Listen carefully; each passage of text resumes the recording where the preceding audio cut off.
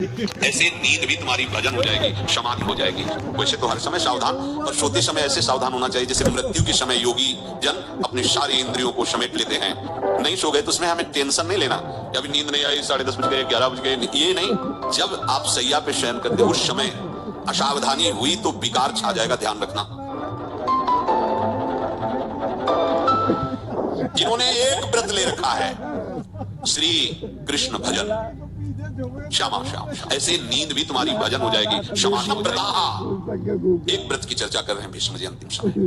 कौन सा व्रत? कृष्ण प्रताहा, अखंड भजन।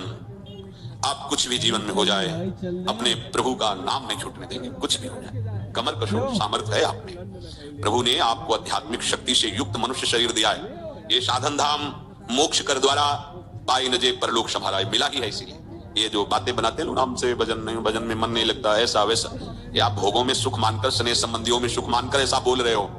आप में पूरी सामर्थ्य है भगवत प्राप्ति करने के लिए। चाहे जो जहां भी जन्मा हो, मनुष्य शरीर पूर्ण भगवत प्राप्ति के लिए युक्त है, उसमें कोई कमी नहीं है। सब में भगवान ने ज्ञान शक्ति दी है। वो ज्ञान शक्ति भोगों के कारण आपकी ढक गई है। आपने अपने अध्यात्म शक्ति को जागृत न करके भोगों में रत होने के कारण वो सुषुप्त पड़ी है। आप सुप्त शक्ति को जागृत कीजिए। आप ही बड़े बड़े ब्रह्म ऋषियों को जो प्राप्त हुआ है वो प्राप्त कर सकते हैं। आप ऐसा नहीं जब जगे तब सवेरा। देखो बड़े बड़े नीच कर्म करने वाले भी जब भगवान की शरण में होकर भजन किए तो महात्मा बन गए। तो थी ना उनमें ऊर्जा शक्ति। आप अपनी सुप्त शक्ति को जागृत कीजिए। क्या? कृष्ण प्रताहा। आप एक व्रत लीजिए, क्या कि मैं निरंतर श्री कृष्ण का भजन करूंगा। ये निरंतर शब्द बहुत प्यारा है। ये जो कुछ माला जप करके छूट देने वाली बात है, ये तो विषयी पुरुषों को भजन में लगाने के लिए है। लेकिन भगवत आनंद में डूबने के लिए, आवागमन से मुक्त होकर प्रेम धाम में वास करने के लिए निरंतर शब्द का प्रयोग है। वृंदावन बस गई तनो बड़ो शयान, जुगल चरण के भजन बिन निमिष, निमिष कहते पलक झपकने को, निमिष नदी जय जान। कृष्ण मनुस्मरण तो निरंतर श्री कृष्ण का स्मरण करो। अब सावधानी की बात करें, रात्रौच कृष्णम पुनरुत्थिताय, बहुत महिमाशाली बातें भीष्म जी वर्णन कर रहे हैं। रात में सोते समय बहुत सावधान हो जाना चाहिए उपासक को। वैसे तो हर समय सावधान, पर सोते समय ऐसे सावधान होना चाहिए जैसे मृत्यु के समय योगी जन अपने सारे इंद्रियों को समेट लेते हैं और अपने स्वरूप में, अपने प्रीतम के स्वरूप में लगा देते हैं। तुम रोज शयन के समय ऐसा अनुभव करो, मैं नींद में जा रहा हूं या मृत्यु में जा रहा हूं, इसमें कोई फर्क नहीं पड़ता। पता नहीं आंख खुले कि ना खुले। कितने ऐसे हैं कि सोते ही रह गए। आप बेहोशी की हालत में जा रहे हैं, नींद में जा रहे हैं, तो एक समय रखो कि आप अपनी शैया पर इतने समय ही जाएंगे। एक नियत समय, हमने देखा है साधकों का एक समय होता है कि 10 बजे हमें लेट जाना है, सोना नहीं, लेट जाना है, और लेटे हुए भगवत चिंतन करना। आप जब सो गए तो सो गए, नहीं सो गए तो उसमें हमें टेंशन नहीं लेना। अभी नींद नहीं आई, 10:30 बज गए, 11 बज गए, ये नहीं। आंख मूंदी, मंत्राकार वृत्ति, तो बिना नींद की गोली के सो जाओगे। यह है ऐसा। भजन में मन लगाओ, सो जाओगे। जिनको नींद ना आती हो उनके लिए सही दवा है, आप नींद का चिंतन न करके प्रभु का चिंतन करने लगो। देख लेना आप कब सो गए पता नहीं चले। और अगर सौभाग्य से नींद ना आई तो नींद में जो इंद्रियों को पुष्टता मिलती है वो होता है संसार का विस्मरण।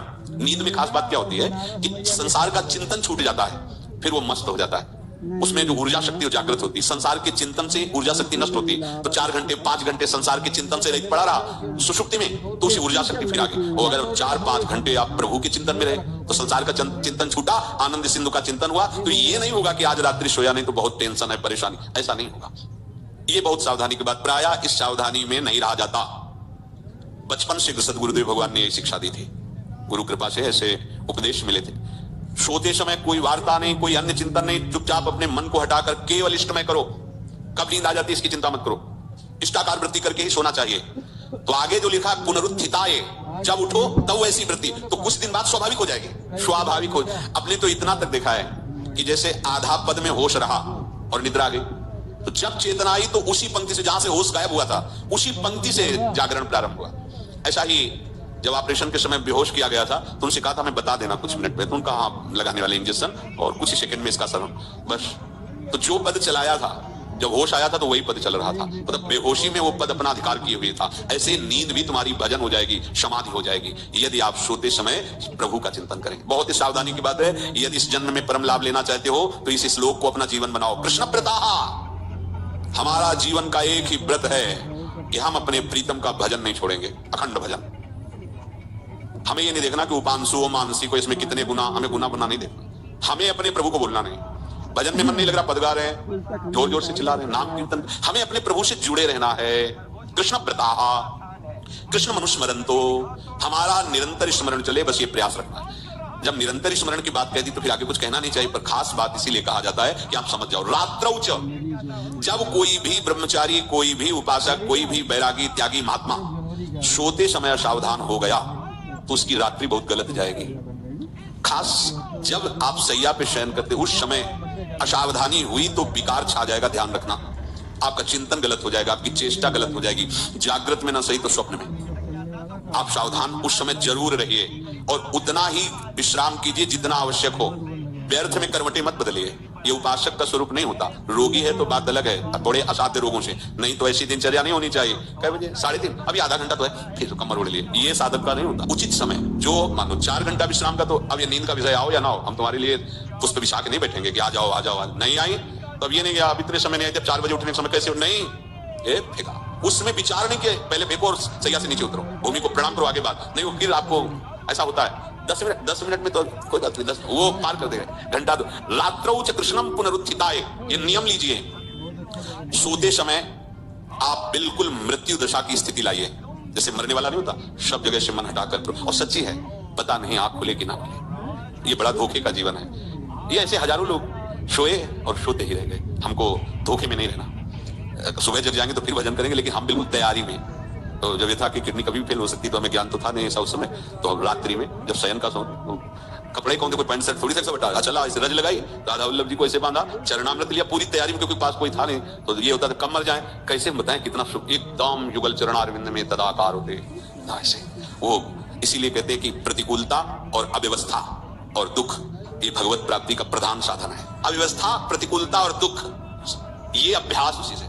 तो जब शाम के शयन करते तो पहले वृंदावन को प्रणाम करके और ऐसे भावना में क्रिया प्रयोग कहते कि जैसे भी आपके हैं, अगर शरीर छूट जाता है रात्रि में तो आप धोखा ना करना, आप बुला लेना। और कैसे बताओ उस समय कैसे भाव होते थे, कोई पास नहीं, कोई सुविधा नहीं, 1 रुपया नहीं, तो एकदम दैन्यता, एकदम कितना सुख मिलता, वो एकदम केवल भगवत आश्रित। तो रात्रौच कृष्णम पुनरुत्थिताय, ये बहुत पकड़ने वाली बात है। रात्रि के समय कोई और चिंतन न बनने पावे। देखो आप, और उस समय खास करके विषय चिंतन बनता है, ध्यान रखना। दिन भर लड़ते रहोगे इंद्रियों से, और जब आप शयन के समय जाओगे तब वो अवसर ढूंढेंगे और आपको विषयों में फंसाने की चेष्टा करेंगे। कोई क्रिया या पूर्व में कोई क्रिया या कोई दृश्य या कोई बात, अगर कहीं मोबाइल से मित्रता है और बगल में रखा है तो भूल जाओ रात्रौच कृष्णम पुनरुत्थिताय। जब तक नींद नहीं आती तब तक फिर वो ऐसी सामग्री डाल देगा तो बर्बाद हो जाओगे। साधक मान लो, हमारी प्रार्थना मान लो, हम मानते हैं कि आज के समय में यंत्र का बहुत बड़ा प्रभाव है। अब यंत्र का प्रभाव देख लीजिए, छाती पे मोबाइल होगा, यही धड़कन के साथ वो घंटी बजे और कुछ नहीं। ऐसा भगवान का खेल रचा है। और इसमें सबसे खतरनाक बात है कि आप जो चाहो देख सकते हो, जहां चाहो, जैसे विश्व की पूरी बात, पूरा विश्वात्मा है, ये विश्वात्मा स्वरूप है, सर्च करो दे। अब अगर साधक सावधान नहीं है तो समाज में तो ऐसे कट गया। एकांत में जब शयन के समय गया, उस समय मन आपको फंसाने की चेष्टा। प्रार्थना है, अगर आपके पास मोबाइल हो तो एक उसका समय रखो। अगर आपको ऐसा लगता है कि कोई परिस्थिति आ जाए, हम स्विच ऑफ किए, तो एक और मोड कहते हैं, कोई फ्लाइट मोड, तो क्या मोड में लगा, तो सीधे मत रखो, मोड में लगा दूर रख दो। आप अपने चित्त को प्रभु में जोड़िए। रात्रि के समय मोबाइल का प्रयोग मत कीजिए। मान लीजिए रात्रौच कृष्णम पुनरुत्थिताय, सुबह उठते ही आपको कुछ चिंतन नहीं करना। सबसे पहले उठते ही, यदि आपके अभ्यास में आ गया तो ऐसा ही होगा, नहीं तो आपको पहले सदगुरुदेव भगवान का प्रणाम नमस्कार और कुछ भक्तों का, और फिर नाम जप, भले 5 मिनट ही करो, अपने आराध्य देव का सुमिरन, फिर अपनी दिनचर्या करो। ते कृष्ण देहा प्रवशन्ति कृष्ण माध्यम यथा मंत्र हुतम हुताशे। वो ऐसे श्री कृष्ण रूप होकर श्री कृष्णमय हो जाते हैं जैसे मंत्र पढ़कर हवन किया हुआ घी अग्निमय हो जाता है। ऐसे ही यदि आप निरंतर प्रभु की चरणारविंद का आश्रय लेकर उनका भजन करोगे और रात को पवित्र रखो, दिन तो समाज में कटेगा। आपका एकांत पवित्र होना चाहिए, जरूर इस बात पर ध्यान दीजिए। आपका एकांत पवित्र होना चाहिए। एकांत में मन अधकचरे साधकों पर शासन करके उनको भ्रष्ट करने की पूरी ताकत लगाता है। आप मन को सहयोग मत कीजिए, मन को डराइए, ऐसे कोई आचरण मत कीजिए, नहीं तो क्या होगा, ये सब ऐसे ही लगेगा, फिर वो आनंद नहीं। जब तक भगवदानंद, निज सुख बिन मन होई की थीरा, अगर आपको हृदय में भगवदानंद नहीं मिला ना, तो ये सब बातें केवल रह जाएंगे, होंगे बुरे आचरण ही, आचरण आपके बुरे ही होंगे, देख लेना। इसलिए सावधान। सुबह उठते समय ये आप नित्य अभ्यास कीजिए। सबसे पहले